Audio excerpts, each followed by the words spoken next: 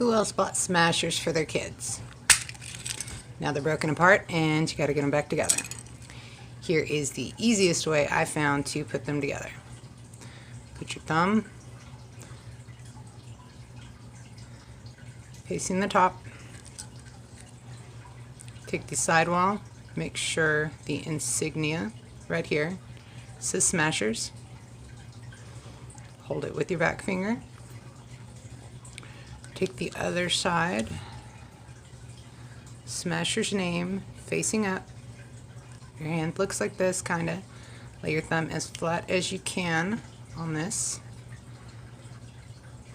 Take the top part of the shell, set it right there.